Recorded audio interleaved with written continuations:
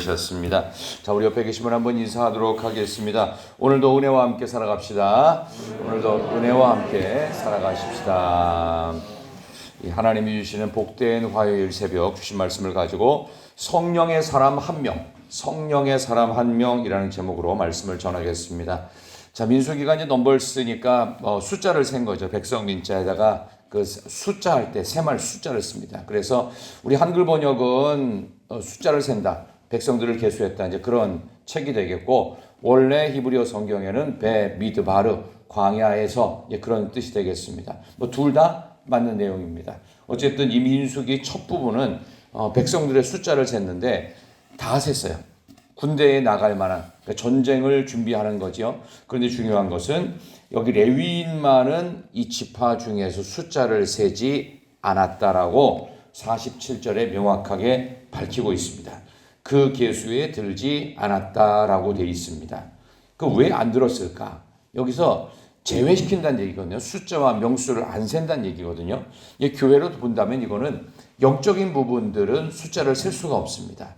그 예를 들어서 부흥이라고 하는 말 자체가 원래 숫자가 늘어난다는 뜻이 아닙니다.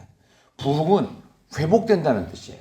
이제 어떤 분들은 우리가 이해하기 쉽도록 이게 양적으로도 부흥하고 또 그 질적으로도 부흥해야 된다, 이런 얘기를 하시는데, 틀린 말은 아니지만 부흥이라는 원래 뜻은 회복된다는 뜻입니다. 그래서 회복되어져서 원래대로 돌아간 거예요. 원래대로. 그러니까 원래가 뭐겠어요? 하나님의 형상대로 돌아간다, 회복된다, 그런 뜻입니다. 그렇다니 그런 의미에서 본다면 이 부흥과 관계된 부분들은 셀 수가 없어요. 어떻게 되는지. 그래서 실제로 예루살렘에서 첫 번째 교회가 생겼을 오순절 성령 강림이 있던 그때 3,000명이 돌아오고 5,000명이 돌아왔던 베드로의 설교. 그럼 베드로 설교가 그랬지, 실제로 그 주변에 베드로 아닌 다른 사도들도 나가서 복음을 전했거든요. 그 숫자는 일부러 표기도 안 했어요. 왜냐하면 그 의미는 이거는 한 사람의 어떤 특별한 능력으로 사람들을 끌어모으는 양적 부흥의 개념을 나타내는 것이 아닙니다. 이거는 부흥이라는 것 자체는 회복이기 때문에 폭발적인 거예요. 예를 들어가지고 여기 상처가 났어요. 그럼 회복이 되지요. 이제 어느 날 이제 피가 멎습니다. 어느 순간 피가 멎죠. 그러니까 오래 가지도 않아요, 정상적인 사람은. 그런데 이게 어느 순간 몇 분 안에, 몇 시간 안에 피가 지혈된다? 사람마다 조금씩 다 다릅니다. 왜냐하면 이거는 하나님의 회복의 영역이에요. 그러니까 여기 나오는 이 레위인 같은 경우는 하나님의 영역이에요. 그러니까 우리는 영적 레위인이에요. 그러니까 하나님께서 어떻게 하시느냐에 따라서 우리가 한순간에도 확 좋아질 수 있고요, 아무리 노력해도 안 되는 때도 있을 수 있다.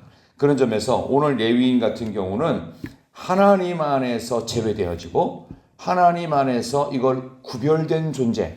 그래서 이 레위인의 역할을 우리 한 사람 한 사람 각자가 하자, 성령의 사람 한 명이라는 설교의 제목을 잡게 되었습니다. 왜 계수가에서 제외가 됐을까? 왜 일부러 하나님이 구별하셨을까? 말씀드린 대로 하나님의 영역 속에 있기 때문에 그렇습니다. 오늘 본문의 말씀에서 다시 한번 49절 한번 보겠습니다. 49절 다 같이, 너는 레위, 시작.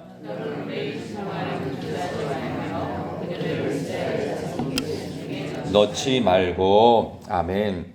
레위 자손, 레위 지파, 이스라엘의 자손이라고 하는 이 표현은 하나님께서 가장 친근하게 쓰신 이 장차 만드실 이스라엘의 나라. 근데 이스라엘의 나라는 레위 지파 같다는 의미를 갖고 있어요.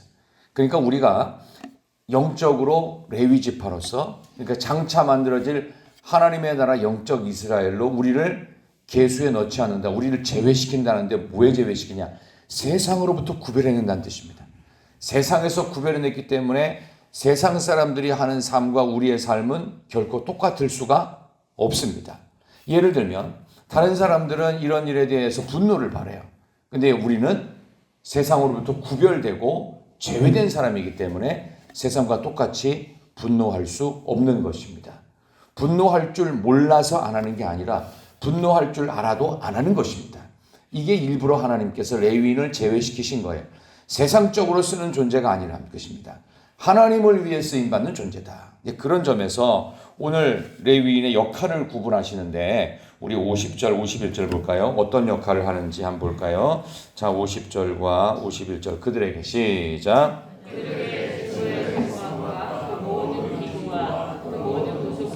관리하게 하라. 그들은 그 성막과 그 모든 기구를 운반하며 거기서 봉사하며 성막 주위에 진을 칠지며 성막을 운반할 때에는 레위인이 그것을 걷고 성막을 세울 때에는 레위인이 그것을 세울 것이요 외인이 가까이 오면 죽일지며.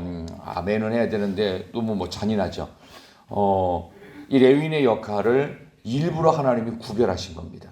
그러니까 왜 죽인다는 표현까지 있어서 실제로 그랬어요. 왜냐하면 이것이 첫 번째이기 때문에.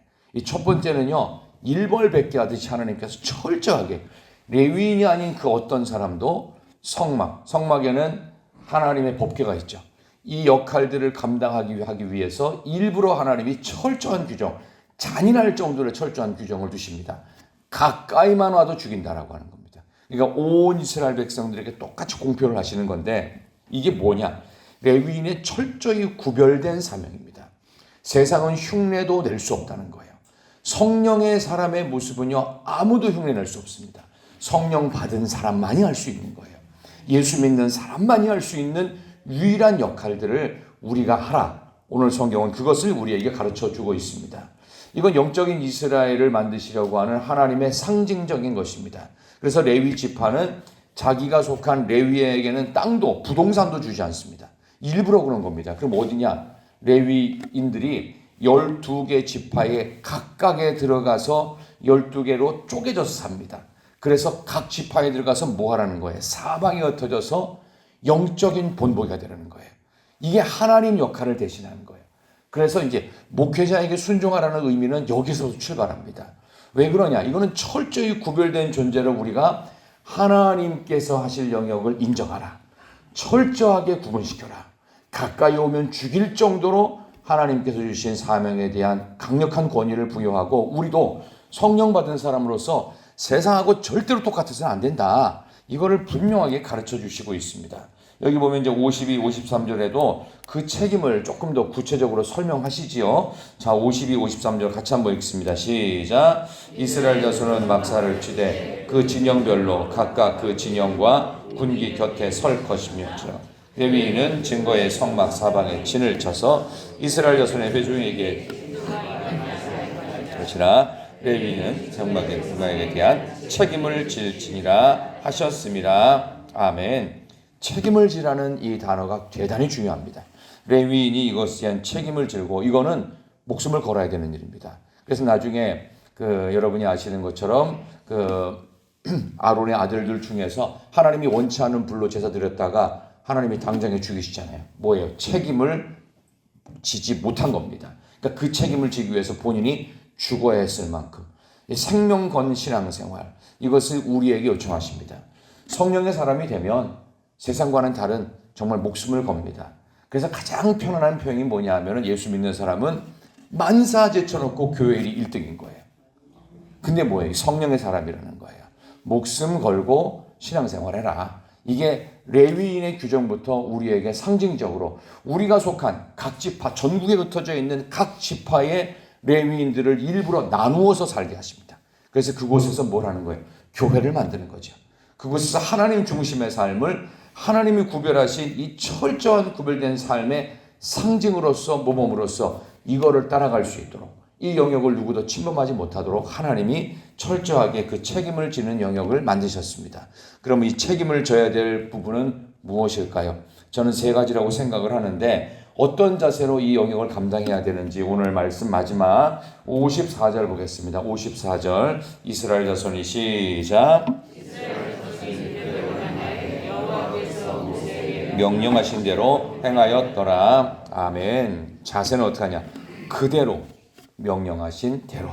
그러니까 우리가 갖고 있는 인간적인 방법을 쓰면 안 된다. 그래서 교회 안에서 하는 모든 일들은요, 교회가 만든 방식이 있어요. 세상에서 보니까 이런 것도 좋아 보이고 저런 것도 보이고 이거 아니에요. 세상에서 그럴듯해 보이는 것을 교회로 들어갔을 때 그것을 세속주의라고 말하고 교회에서 갖고 있는 영적인 방식으로 세상으로 이게 흘러나갈 때를 복음주의라고 말합니다. 그러니까 우리가 뭘 따라가야 되겠어요? 복음주의를 따라가는 거예요. 이게 복음적 설교가 돼야 되고 목회자는 복음적 설교자가 돼야 되는 거예요.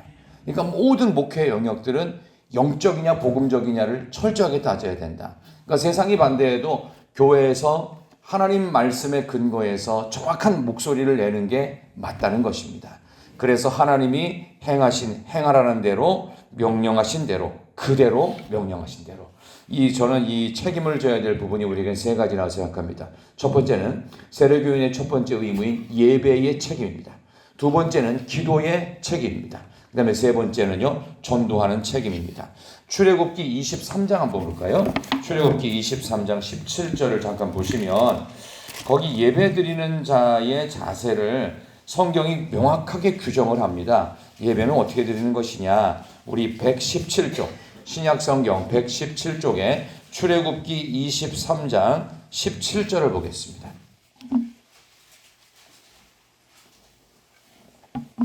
출애굽기 23장 17절 말씀. 출애굽기 23장 17절. 자, 우리 구약 성경은 117쪽입니다. 자, 앞에도 띄워드렸네요. 자, 한번 같이 보겠습니다. 내 모든 시작. 내 모든 남자는 매년 3번씩 주 여호와께 보일지니라. 아멘. 어떻게 해요? 보이래요. 그러니까 뭘 보이라는 걸까요? 무엇을 보이라는 걸까요? 몸. 여러분의 몸이 오라는 거예요.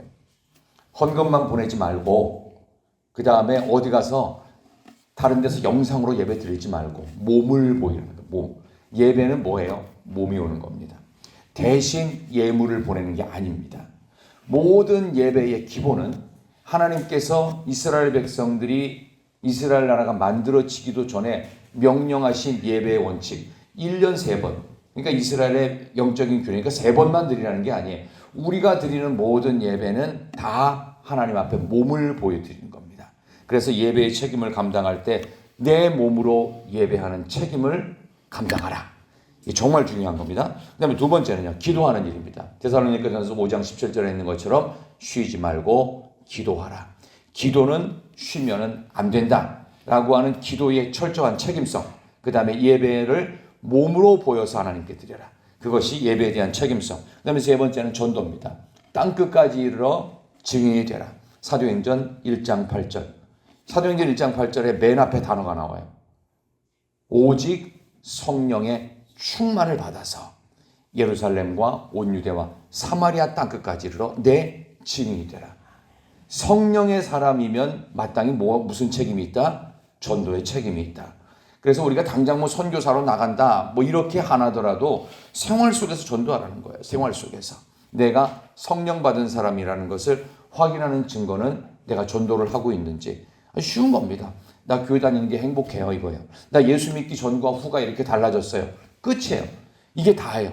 아유, 저 사람 교회 다녀도 별 볼 일 없는 것 같아. 맨날 얼굴에 수심이 가득해. 아, 저 사람은 맨날 교회 다니는 것 같은데 맨날 거짓말을 해. 저 사람은 교회 다닌다고 말을 하는데 사람이 신뢰가 안 가. 이렇게 되면 문제가 있겠죠. 성령의 사람은 세상 사람들과는 근본적으로 달라요.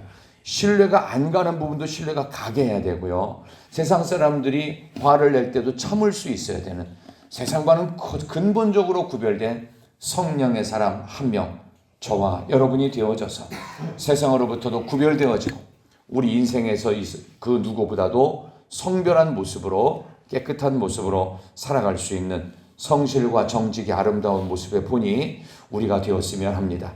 오늘 이 귀한 말씀 마음속에 간직하면서 예배의 책임, 기도의 책임, 그리고 전도의 책임을 진 성령의 사람 한 명 우리가 되어봅시다. 저와 여러분 그렇게 하실 수 있습니다. 기도하겠습니다. 하나님 감사합니다. 우리에게 영적인 나실인으로, 영적인 레위인이요 영적 이스라엘로 책임을 요청하시는 하나님, 성령의 사람이 될 때 예배를 몸으로 보여주는 책임을 감당할 줄 믿습니다. 쉬지 않고 기도할 수 있는 책임을 질 줄로 믿습니다. 아버지 하나님, 전도의 책임을 감당하는 성령의 사람이 되게 하여 주시옵소서. 오늘도 변치 아니하시는 하나님께서 저희들을 이 새벽에 몸을 보일 수 있도록 몸으로 오게 하신 하나님 감사합니다. 우리의 삶의 모든 자리에서 믿음을 지켜가기 위하여 몸으로 예배하며 쉬지 말고 기도하며 전도의 책임을 성령의 사람으로 잘 감당하는 사랑하는 희락의 성도님들이 되게 하여 주시옵소서. 가지고 나온 기도의 제목마다 응답하여 주시옵소서. 이 나라 대한민국의 절체절명의 위기 가운데 이 나라를 살릴 마지막 선고가 얼마 남지 않았습니다. 함께 기도하며 헌재의 판단 이후로 모든 것이 새로워질 텐데 이 과정 속에서 하나님 젊은이들이 깨어나서 하나님 앞에 기도하고 믿는 예수 믿는 청년들과 예수 믿는 하나님의 백성들과 예수 믿는 그리스도인들이 예수 믿는 정치인들이 깨어나서 온 국민이 깨어나서 하나님 살려달라고 대한민국을 회복시켜달라고 기도할 수 있는 이 나라가 되게 하여 주시옵소서. 우리 교회를 우리 각 가정을 또 새로 태어난 생명들을 또 우리 내일 입원하여서 또 모레 수술을 하게 되는 귀한 집사님 아버지 병원에서의 모든 시간들을 전후로 지켜 주옵소서. 건강케 하여 주옵소서. 우리의 기도에 응답하실 예수님의 이름으로 기도하옵나이다. 아멘.